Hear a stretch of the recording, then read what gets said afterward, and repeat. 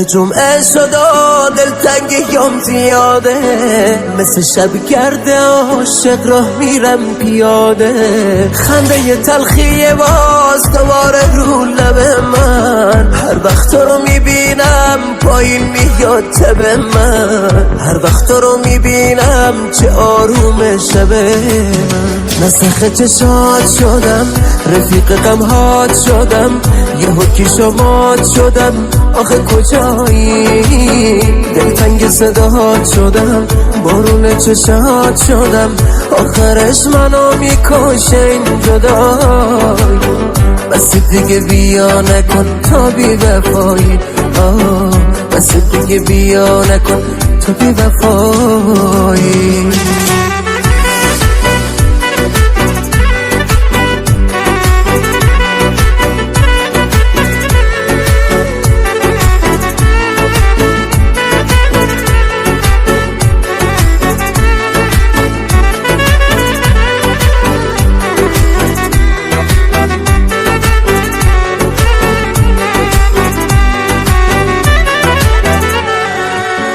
بازم رو قلب خستم زخماتو جا میذاری، معلومه از تو چشمات میخوای تنهام بذاری. من عاشق تو بودم کافی نبود برات، چی شد که از دل من کم میکنی هوا تو؟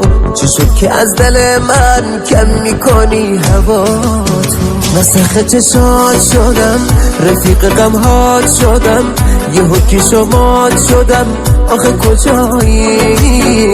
دلتنگ صداهات شدم، بارون چشات شدم، آخرش منو میکشه این جدایی. بس دیگه بیا نکن تا بی وفایی، بس دیگه بیا نکن تا بی وفایی.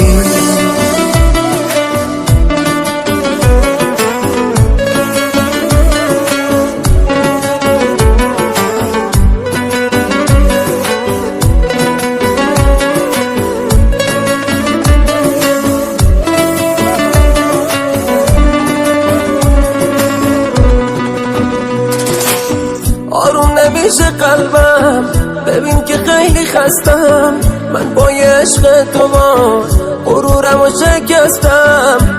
بس بی وفا دیگه ندارم، میرم با خاطرات تنهات میذارم.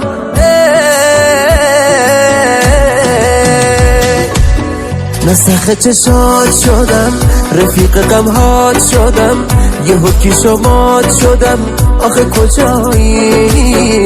دلتنگ صداهات شدم، بارون چشات شدم، آخرش منو میکشه این جدایی. بس دیگه بیا نکن تا بی وفایی، بس دیگه بیا نکن تا بی وفایی.